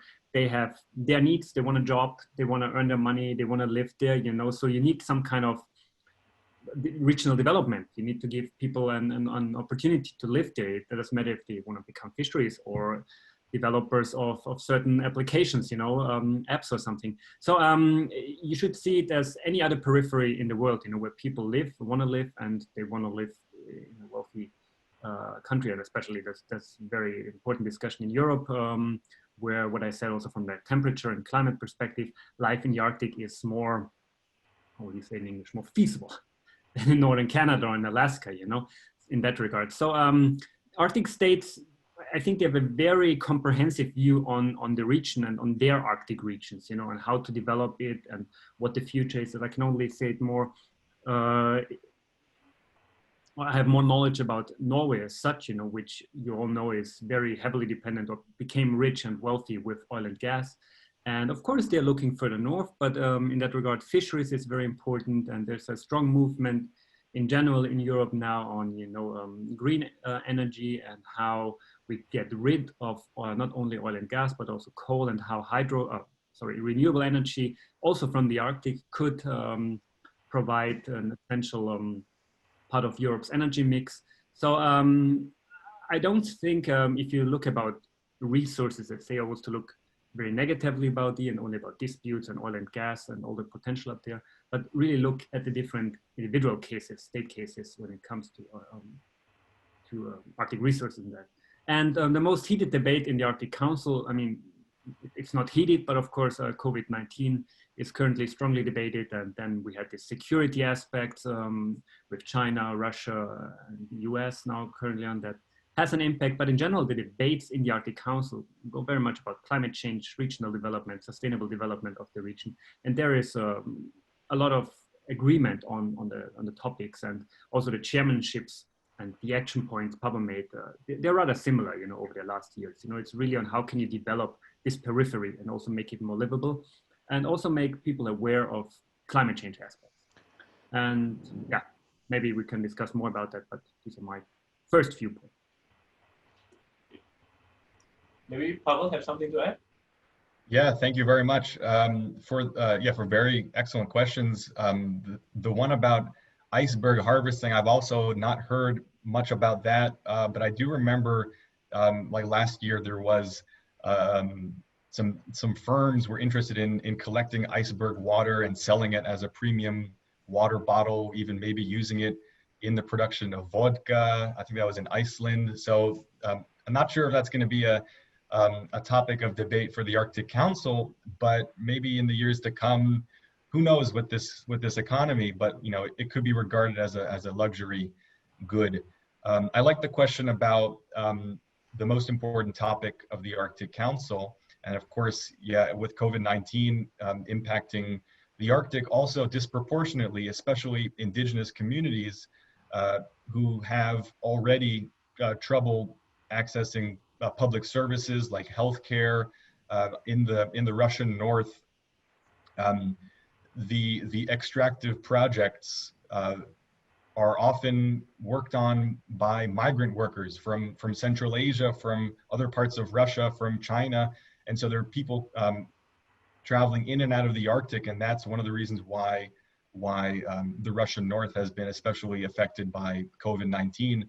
Indigenous people should also be protected and consulted in terms of the effect of COVID-19. It's famous that indigenous communities around the world are disproportionately affected by pandemics, by viruses, by bacteria, because of there are different arguments for why, but because of they say civilizational genetics, in that being far away from urban areas, indigenous people have trouble dealing with viruses. But so but actually, I think the most heated topic in the Arctic Council is unfortunately climate change, in that in the May 2019 Arctic Council ministerial meeting, where the foreign ministers of the Arctic countries and indigenous groups and observer states came together in Finland to discuss jointly working together to protect the Arctic. It was the first time in Arctic diplomatic history that the Arctic Council was unable to reach a joint declaration. And this was primarily because Secretary of State from the United States, Mike Pompeo, took issue with the word climate change being involved in, being included in the joint declaration. So that's a main point of contention. And it's surprising because I mentioned in my presentation that Mikhail Gorbachev gave his famous 1987 Murmansk speech where he hoped and called for a peaceful and protected Arctic. And that speech went on to inspire the creation of the Arctic Council. And now climate change and environmental protection are controversial topics in Arctic diplomacy. I also want to mention in May, there was an awful oil spill disaster in the Russian Arctic in the town of Norilsk, which was caused by the infrastructure falling into thawing permafrost and letting about 21,000 tons of diesel fuel into the environment, damaging nearby rivers, and the land still has oil in it. The cleanup is still going on, this disaster is on the same level as the Exxon Valdez and Gulf of Mexico spills, which were also tens of thousands of tons of oil let into the environment. So after this oil spill, I do remember Secretary of State Pompeo tweeting that he was ready to send any assistance to Russia.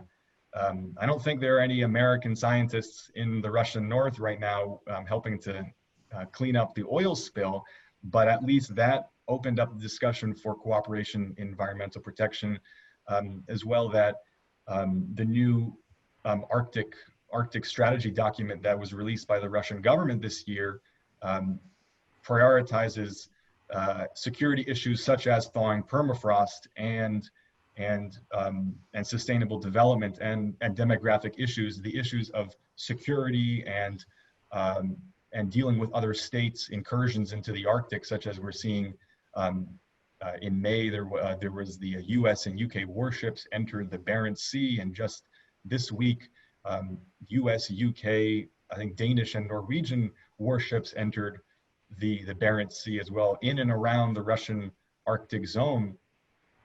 So we're seeing in the new document less discussion of other states and more discussion of issues like thawing permafrost, because it threatens about 70% of Russia. 70% of Russia is built on permafrost. Buildings and oil and gas facilities which are on permafrost are fragile to climate change, which is accelerating the deterioration of the land. So overall, yeah, the topic that is fiercely debated and hopefully will be the main topic of focus going forward is climate change and environmental protection. Thank you for that question.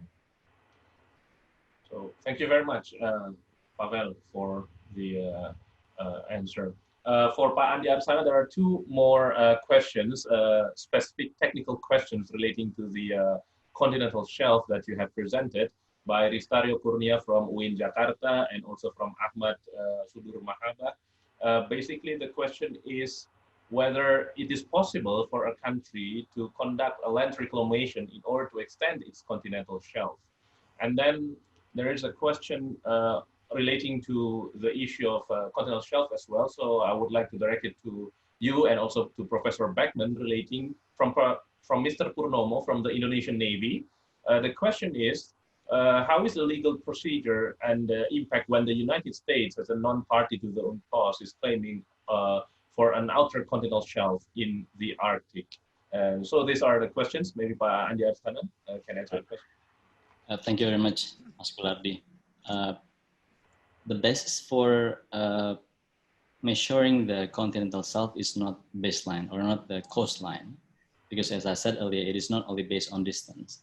It is different from, for example, territorial sea. It is 12 nautical miles, or EEZ, it is 200 nautical miles. It is not like that. So it means now baseline is not the only reference, or coastline is not the only reference to do this. So it is, the answer is no, because even though, for example, you extend your land by doing reclamation, if the other criteria does not meet the requirements for claiming or confirming your continental shelf, then it is a no. For example, if you still remember, it has to be sediment thickness, it has to be the foot of slope, so it doesn't have anything to do with the coastline. So the simple answer is no, not in this case. However, if you talk about other maritime zone like territorial sea or exclusive economic zone, the possibility is there. Now, the other one, I just would like to answer one more question, right? About the, is it from, no. About the legal question about the United States submitting an outer continental shelf. Right, I think Bob will be able to answer this later on better than I do, but in this case, continental shelf is actually not something you need to claim. It is a right, basically. So it doesn't really matter whether or not you claim it. It is your entitlement. However, in terms of the procedure, in terms of the deadline, and then those who do not or who are not a party to the law of the Second Convention, they then do not have to follow all the procedures set by the law of the Second Convention. But it doesn't mean that such particular country is not entitled to continental shelf. I think the other one is, okay, this one is from Ahmad Saidi. Can I answer this one? Yes, sure. Okay. What happened? Oh, this is very interesting. Well, it depends on the, for example, let's say, imagine the map of Indonesia, okay? At the western side of Sumatra, for example, our entitlement of the maritime space over there is up to 200 nautical miles for exclusive economic zone. And beyond that, it is possible for us to have the continental shelf. And we did it already. We submit our proposal already, and it is already recommended. But if then it is not recommended by the CLCS, then you are not entitled to that. So it means that in this case, that is not our continental shelf. So it means we are not, we don't have any right to make an exploration or exploration on that continental shelf. So then if a country is unwittingly or accidentally do that, it will deal with, one of the possibility is to deal with the authority called International Seabed Authority, because they are the one actually taking care of the continental shelf beyond national jurisdiction. Thank you very much as well. Thank you, Mandi. Professor Beckman, may Yeah, I could come in on a couple of the questions. First, on the U.S. claim, I agree with Andy. The convention does not say that only contracting parties to the, or state parties to the law of the sea convention have a right to a continental shelf. Every state, even if they're not a party, has a right. The U.S. is accumulating the data, as I understand it. They're not able to submit it to the CLCS because they're not a party, I believe. But the neighboring countries that would object, possibly are Canada and Russia. I think everybody acknowledges the U.S. has a legal right to claim a continental shelf. This is comparison to the deep seabed. For deep sea mining, in order to get a concession to engage in deep sea mining, you must be a party to the convention. So a major difficulty for the United States is because it's not a party to the convention. It cannot engage in deep seabed mining, even though it had the perhaps the most resources invested in the technology before the convention was adopted. One question's come up on climate change. Again, I'm a lawyer, not a scientist, but we must keep in mind that the Arctic Ocean melting has very little effect on climate change. It's like when an ice cube melts in a glass, it doesn't overflow. But it is when the ice on land melts, whether it's permafrost in Russia or Australia, then you have a serious problem of the carbon going into the atmosphere. And the biggest two risks we have for Singapore and Indonesia in terms of polar regions melting are the continental land masses of Greenland and Antarctica. If Greenland and Antarctica melt, it has almost no effect on Norway. Our friend living in Tromsø it's not going to be any different at all because Norway is actually rising. It has a tremendous effect on Manila and Jakarta and Singapore. So the ice melting from the land in the polar regions has a much greater effect on Indonesia than it does on Russia, Canada, or Australia. Keep that in mind. A very, very serious problem. Thank you, Professor Beckman. We still have some time, I think 7 minutes. There's a question from Jonathan Jordan from FPCI Chapter UI for Pavel and for Andreas. How can Russia prevent the depopulation of the Arctic regions, especially to Kotka and Magadan? I know the government is giving free land, but few are interested, especially because the regions are underdeveloped compared to other countries like China or Japan. How Russia can solve this problem? And also there is also another question relating to the probability of militarization in military open conflict in the Arctic region. Please, Andreas and Pavel, you. Yeah, I think Pavel knows everything about Russia, so he will answer the Russian question. About militarization, I think we discussed it a bit in the presentation. Sometimes the headlines are very punchy and say it will start sooner than later, but reality has shown that there is the possibility for military conflict between Arctic states is rather low and below low. And despite, of course, military buildups in all the countries, and especially Russia has always been used as the negative example that they are building up and they are modernizing their army, their navy, their Arctic military capabilities, and that will have a negative effect on Arctic cooperation.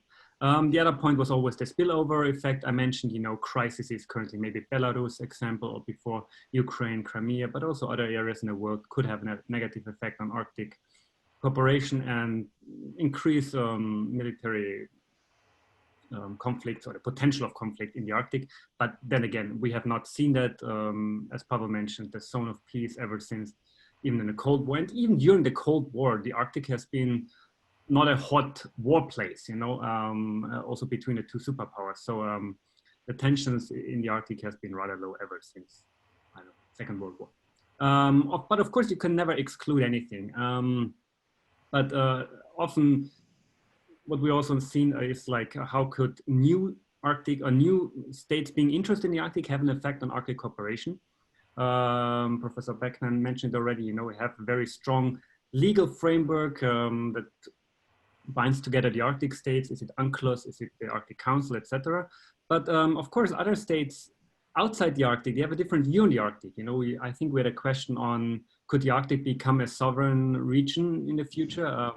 No, that will not be the case because you have sovereign states up there and they will not give up their sovereignty and the sovereign rights, But that's exactly sometimes a view from the outside in the Arctic, a bit similar to Antarctica. So I think it's very important to make this clear distinction of what the Arctic is and what's already there. And it's working quite well, but of course, you can never exclude anything. We had presidents in the US, we had prime ministers in the UK, where you didn't expect that to happen, but eventually it happened, and these are things it's hard to foresee. And then Russia, that's our expert in the Arctic Institute, it's called Pavel. So you will know more about Russia. Thank you. Thank you very much. And yeah, thank you for the question about whether or not there's going to be a conflict.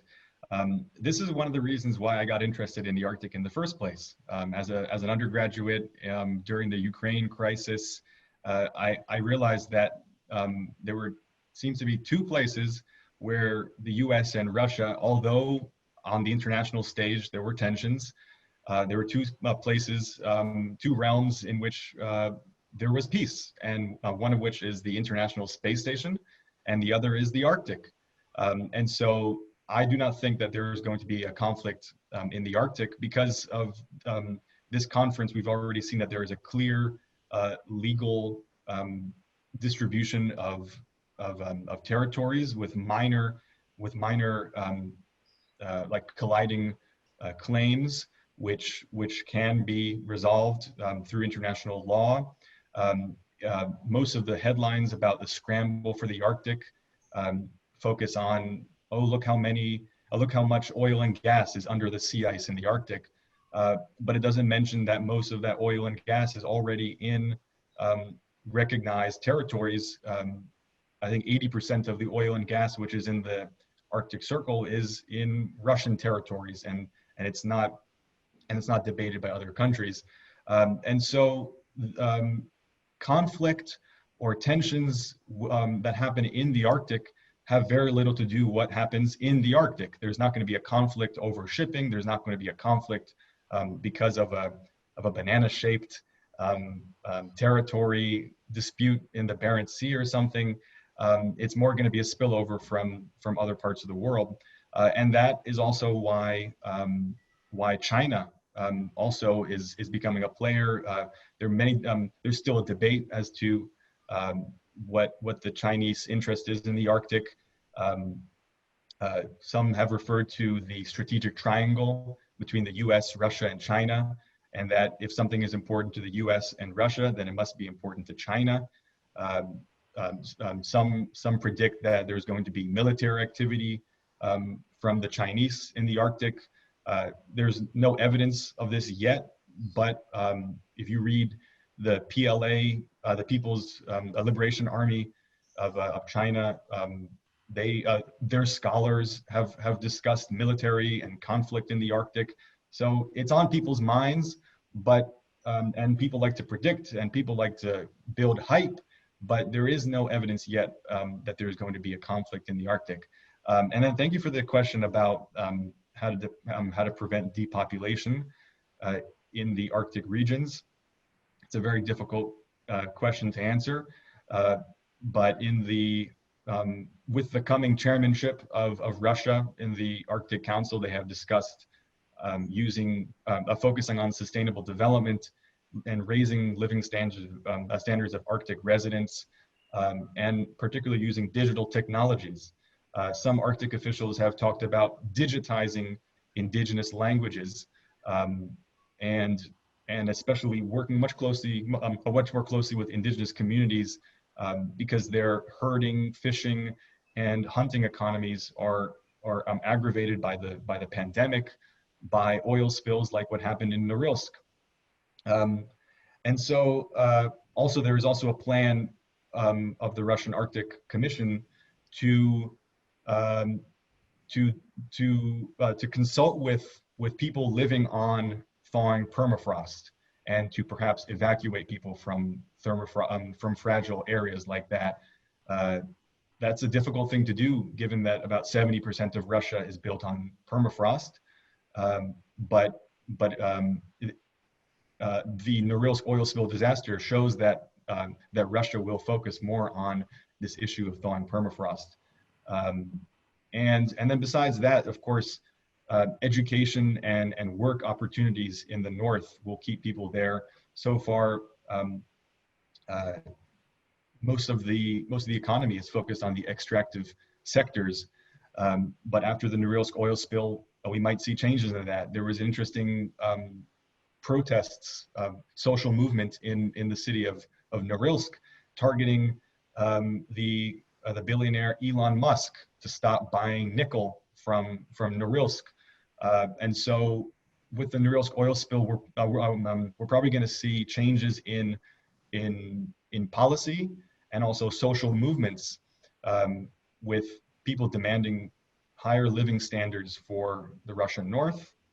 And then also, there's also the question of whether Chinese investment or foreign investment in general, extractive projects, creating infrastructure along the Northern Sea route, airports and seaports, whether those as part of the Belt and Road Initiative in general, whether those will bring opportunities for Russian northern residents. Thank you very much. Thank you very much, Pavel, for your answer. We do have, I think we come now to the end of our session, but we do have two more questions from Sultan Rizky from Universitas Aceh to Professor Beckman. Has there been any benefit to Singapore as an observer state in the Arctic Council? And the second question is to Andi Arsana from Kiola Salsabila from Riau, Universitas Maritime Raja Ali Haji in Riau. She is asking about the impact of the global warming, the impact of the melting of the ice at the North Pole and South Pole, relating to the base points, Indonesian baseline measurements, whether the base point may disappear and whether Indonesia's territorial sea may shift due to this climate change situation. Thank you. Okay, I could take the first one in terms. Let me say first just a comment on the oil spills. As I said in my presentation, the issue of ship source pollution is fairly well covered by the IMO convention, but there isn't any UN body that is regulating offshore oil exploration. And there is a compensation scheme for pollution from oil tankers. But as Indonesia found out with the Montara oil spill, there is no compensation scheme for oil from offshore installations in a neighboring country. And one of the fears that some of us have is the increase in offshore oil drilling in the Arctic could have, with a very fragile environment, could have serious consequences which people are not ready for. Now, in terms of how has Singapore benefited, Singapore certainly hasn't benefited, as the question suggests, by somehow slowing down the development of Arctic shipping, but it's probably benefiting by fully understanding the pros and cons and the movement toward increased shipping in the Arctic so that it can adjust its own investments and all accordingly. Also, we must keep in mind that Singapore has an interest more than shipping. Singapore is the #1 country in the world for the construction of jack rigs. Singapore actually builds installations for oil exploration in the far North Norwegian Sea. Singapore has also constructed icebreakers so that there has perhaps an economic interest as well. And I think as a member of the Arctic Council, I know I'm invited to a lot of meetings of Innovation Norway. There's a great deal of cooperation between some of the Arctic countries and Singapore on looking at cooperation on developments, whether it be autonomous shipping or pollution prevention of offshore gas and oil or shipping and so on and so forth. So in that way, I think it benefits, but not in the way that it was suggested by the question. I guess one of the questions we all have to ask is why is a country 1 degree north of the equator interested in the Arctic? But I think the Singaporean diplomats have probably effectively answered that. Thank you very much. Thank you, Professor Beckman. Andy? Thank you. The two possibilities. If we talk about borders between two states that is already settled, for example, let's say between Indonesia and Singapore, we already settled our maritime boundaries over there. So whatever happens to our land, the border will not move or will not change. So it means that there will be no change in terms of maritime space. However, if we talk about a unilaterally claimed maritime space, imagine, for example, once again in the west of Sumatra from the Indonesian perspective, we don't have any neighbors over there, right? So we can have our full 200 nautical miles over there by claiming unilaterally. And then when in that case, there's something happens to our lands or our islands, for example, islands disappearing, it means that we will need to update our baseline. when we update our baseline, it will eventually affect the outer limits of our maritime zone. So I hope you understand. So this is the two different cases. So bilateral, it is so we don't worry about that. But unilateral, the possibility is there for the change of maritime zone. Thank you. Thank you very much, Pak Andi. So with that, we close the question and answer session. I apologize for the questions that, due to the constraint of time, we are not able to address the questions. We would like to thank all the speakers for their encouraging presentation on how we are able, actually, how we should be able to manage the resources as well as the ocean, which is very important to all of us. And we understand from the presentations that the issue of climate change is of utmost importance that may affect not only the people in the region, but also the whole world. And I think this is an issue that should be the concern of all of us, not only in the Arctic region, but also in other parts of the world as well, how to manage conflict or potential conflicts arising from a dispute, if we may loosely so use the term dispute, in order to manage the ocean as a zone of peace. And with that, I would like to thank all the participants for their participation. And I would like to return the session back to our MC, please. Okay, thank you, Mr. Gulardi. What a very wonderful discussion for today. And basically, this is actually my personal favorite topic. And then it's very fun discussion for today. And then thank you, Mr. Gulardi, for moderating this wonderful discussion. And as I already announced before, we will have our best participant for the discussion. Okay, I will be announcing the best participant. And the best participant award goes to Sultan Rizky from Universitas Kuala Aceh. Thank you, Sultan Rizky, for the question. He already offered a very good question that triggered the discussion. Next, we will have a group photo session. So please, for every participant here to on cam, so you can turn on your camera so we can see your smiling face, and then we can have a nice group photo. And then please, for the public relation division to have the floor to guide us for the photo session. Okay. Okay, so I will count from 2 to 3 for the photo session. So do note that because there are multiple slides here, so from the PR. Know which slide are you guys on? So hold on to your smile. 1, 2, 3. The second slide. 1, 2, 3. Okay, that's all for a photo. Thank you. Back to Crystal.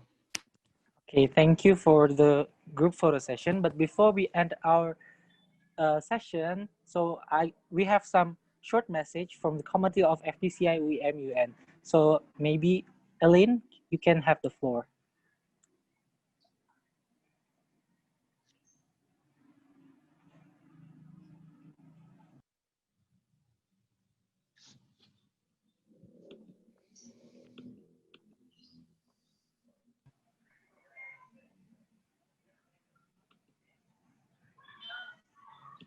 Please, for Reza, can you unmute? Right. Okay. Thank you for the host, and thank you, Crystal, for the time. My name is Elaine Shermandi, as the Undersecretary General of the International Conference of FPCI Chapter UI MUN. This year, FPCI Chapter Universitas Indonesia is going to hold our very first international MUN conference on September 26 with 2 councils. But unfortunately, the registration is no longer open as we have reached our maximum capacity for the participants. But not only MUN conference, we are also going to hold the pre-event, consists of 2 different sessions 1 week prior to the event. On 19 September, which all of these webinars will be conducted in Bahasa Indonesia. Can you please go back to the previous slide? All right. As you can see, we're in this pre-event, we're going to have the most impressive and inspirational individuals sharing about their stories and academic and their career growth. This pre-event is also a fundraising event where the profits will be donated to the Yemen Crisis Appeal. By participating in this event with a minimum of 29,000 rupiahs, you have helped the people in Yemen who is currently facing the world's largest humanitarian protection and economic crisis. We are also open for donation for those of you who wanted to donate only for Yemen. Next slide. In this pre-event, we're going to have two sessions. The first one is the general session, which will be open for public and for all participants of the webinars and the main event, which will talk about the introduction to MUN regarding what MUN is, the 4 skills of MUN, and how to be a great MUNers. The second session will be a webinars where we are going to have 3 different topics divided to 6 different classes. As you can see here, we have 6 inspirational individuals who are going to share about their studies. For the first topic, we have Maprasmate, which we're going to have the outstanding students as the speakers. This Maprasmate is going to be divided into 2 classes. The first one with Miss Diva Alifsa as the speaker, but unfortunately, we've closed the registration for this class as we've already reached our maximum capacity. But don't worry, we still have another outstanding students class with Miss Shofi Natasha as the speaker. She is the Universitas Pajajaran Most Outstanding Student 2020, or in Bahasa Indonesia, we call it Mahasiswa Berprestasi. In this class, the speakers are going to share about their journey on how they become who they are right now, regarding the tips and tricks on how to make the most of undergraduate studies from home. The second class, we have Diplomacy Disclosed with 2 diplomats as the speakers. This will be divided into 2 different classes with Miss Nara Masista and Mr. Kama Sukarno as the speaker. Unfortunately, we've also closed the registration for this class as we've already reached our maximum capacity. For the third topic, we have Life After Varsity with international students alumni as the speakers. We have Miss Askarina Bintari here, the alumni of London School of Economics and Political Science and the recipient of Chevening UK Governance Scholarship, and also Miss Indah Shafira, a consultant at World Bank, a graduate from Harvard Graduate School of Education, and also recipient of LPDP, an Indonesian scholarship by the government. And in this class, both speakers are going to share about their experience in studying overseas, the difference between studying in Indonesia and overseas, how to adapt, and tips and tricks on how to get a scholarship and get into your dream university. Both of this class, Miss Askarina and Miss Inda's class are still open, but we have limited seats left. So for those who wanted to participate, please do register yourself, as it is 7 days away, from the events as well. If you are interested, can you go back to the previous slide, please? If you are interested in joining our webinar, or if you want to donate for Yemen, you can register through the link, the registration link, bit.ly/FPCIUEMUN 2020 pre-event, all caps lock. And for more details, please check our social media on Instagram at fpciue.mun, or you can access the guideline at bit.ly/pedoman-pre-FPCIMUN. That's all from me. Once again, thank you for listening. Thank you to the committee for the time, and wish you all the best. Thank you. Thank you, Elaine, for the presentation. And with this presentation, it means that we are already at the end of our event. Thank you for all the participants and also the speakers and the moderator. Don't forget to follow our Instagram at FPCIUE, and see you on our next event. I, Cristo Emmanuel, signing out as the master of ceremony. And please accept my apology if I have some mistake during the event. Wassalamualaikum warahmatullahi wabarakatuh. Shalom. Om Santi Santi Santi Om. FPCI Chapter UI, Innovate Beyond Limits. Thank you all. Thank you so much. Bye-bye. Bye. Have a nice day all. Thank you for joining. Thank you, Chris.